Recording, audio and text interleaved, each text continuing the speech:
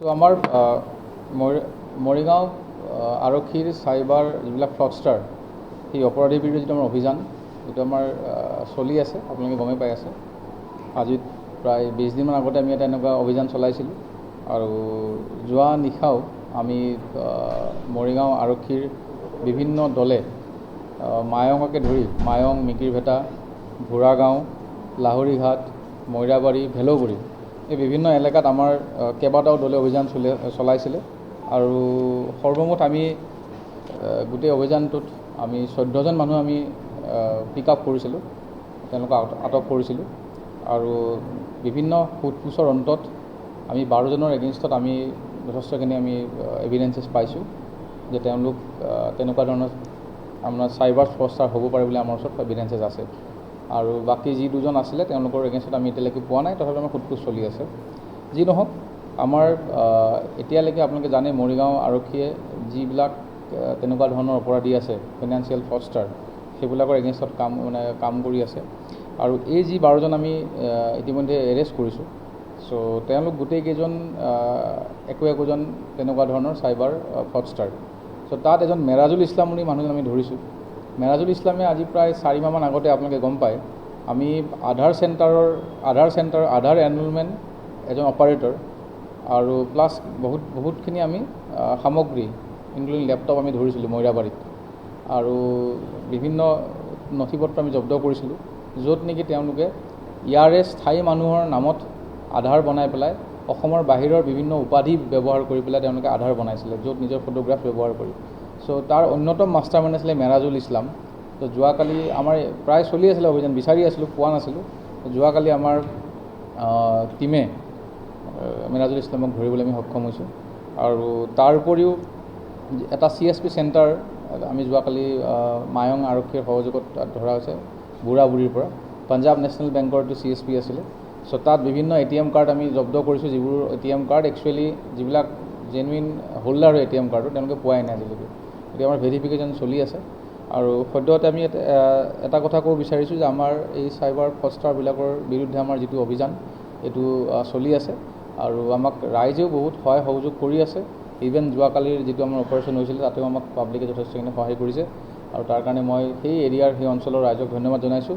আৰু আমাৰ যিটো দল বিভিন্ন এলেকাত বিভক্ত হৈ পেলাই বিভিন্ন বিভক্ত হৈ পেলাই কাম কৰি আছিলে আৰু এই 12জনৰ বিৰুদ্ধে আমি কোৰ্টত তেওঁলোকক প্ৰডিউচ কৰিম আৰু কৰি পেলাই ৰিমাণ্ডতো ল'ম, লৈ পেলাই আৰু ক'ত তেওঁলোক ইনভলভ আছে ইতিমধ্যে আপোনালোকে জানেই যে এই বিষয়ে বিভিন্ন কোম্পানীজবিলাকে আমাৰ ইয়াত FIR দি আছে আৰু যেতিয়ালৈকে আমাৰ এভিডেঞ্চ আমাৰ কালেকশ্যন চলি আছে, এভিডেঞ্চ আমি কালেক্ট কৰি আছোঁ, কিছুমান ইয়াতে নাই পলাই আছে আৰু সেই এভিডেঞ্চ আমি যেতিয়া পাই আছোঁ তাৰ বিৰুদ্ধে আমাৰ অপাৰেশ্যন চলি আছে। ইয়াততো মই কৈছোঁ এবাৰ এক্সিছ বেংকৰ লগত জড়িত হৈ আছে, তাৰপিছত আধাৰ এনৰোলমেণ্ট চেণ্টাৰ মানে আধাৰ মানে মেকিং অফ ফেক আধাৰ আৰু making of fake pan card এজন দেখিব আপোনালোকে ইয়াত, তাৰ অৰিজিনেল নামটো হ'ল আতাবুৰ ৰহমান, কিন্তু পইচা পাইছে মানে এক্সিছ বেংকত তেওঁ এপ্লাই কৰিছিলে ডিজিটেল আপোনাৰ থ্ৰু কিবি এপ। চ' তাত লিখিছে মহম্মদ আলী, বাপেকৰ নাম লিখিছে কুণাল সিং আৰু তাৰ নাম লিখিছে মহম্মদ আলী, নিজৰ ফটোখন দি পেলাই কেইবা লাখো টকা পাইছে আৰু আমি সেইবিলাক আমি চিজ কৰিছোঁ এইবিলাক বস্তু। এতিয়া বেচিকেলি যিমানকেইটা আছে আমাৰ কোম্পানী পিৰামল যিবিলাক কোম্পানী দিছে ইয়াতে চবৰ লগতে চামহাও মানে তেওঁলোক কানেক্টেড হৈ আছে। গতিকে সেইখিনি কথা। আজি মই নামকেইটা সামগ্ৰিকভাৱে 200তকৈ অধিক, একজেক্ট মই ফিগাৰটো দিব নেকি, 200তকৈ অধিক হ'ল এতিয়া, 200+ হৈছিলেই, প্লাছ এইকেইটা এড হ'ব এতিয়া। চ' আজি মই ধৰা নামকেইটা কৈ দিছোঁ: আতাবুৰ ৰহমান, বাহাৰুল ইছলাম, মেৰাজুল ইছলাম, আছাদুল হক, আৰিফুল ইছলাম, দিলৱাৰ হুছেইন, অলিউল্লাহ, ৰেজাউল হক, এছাদুল ইছলাম, ৰেজাউল আৰু নাছিৰুদ্দিন। এইকেইজন মানুহ আমাৰ এতিয়ালৈকে আমি এৰেষ্ট কৰিছোঁ আৰু মই যে ক'লোৱেই বিভিন্ন সময়ত ধৰক লগত থাকিলে আমি সোধপোছ কৰিবলগীয়া হৈ যায়, কিন্তু আমি কৰি আছোঁ যদি কিবা আমি লিড পাওঁ আৰু ডেফিনেটলি যিমান মানুহে নাথাকক কিয়, যিমান ক্ৰিমিনেল নাথাকক কিয়, যদি আমাৰ ওচৰত তেনেকুৱা এভিডেঞ্চেছ আমি পাওঁ আৰু ইতিমধ্যে কোম্পানীজবিলাকে আমাক শ্বেয়াৰ কৰি আছে চব এভিডেঞ্চেছবিলাক। চ' ৰিচেণ্টলি আৰু 2খন FIR আহিছে গতিকে তাৰ ওপৰত বেছ কৰি আমি কাম কৰি আছোঁ। নাই, ইয়াত যিকেইটা আমি ধৰিছোঁ সেইকেইটা নাই। তাৰ ভিতৰত এজনে কৈছে মেৰাজুল ইছলাম, যি পলাই আছিল, আজি 4-5 মাহ ধৰি পলাই আছিল মেৰাজুল ইছলাম, তাক আমি ধৰিবলৈ সক্ষম হৈছোঁ। প্ৰতিকাৰ কি হ'ব? মানে এনেধৰণে আপোনালোকে বহুত কষ্ট কৰিছে আৰক্ষীয়ে, প্ৰতিকাৰ বা ইয়াত ইণ্ডিং কি হ'ব? নাই, চব এইবিলাকৰ চব ডিজিটেল ক্ৰাইম কৰি আছে। Digital crime means by using fake pan card, fake Aadhaar card.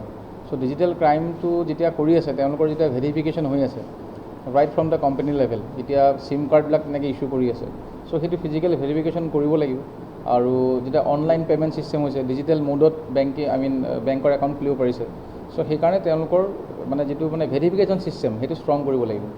Verification ছিষ্টেমটো ষ্ট্ৰং কৰিব পাৰিলে মই ভাবোঁ যে এনেকুৱা ধৰণৰ ক্ৰাইমক আমি টু ছাম এক্সটেণ্ট ইয়াক আমি ষ্টপ কৰিব পাৰিম।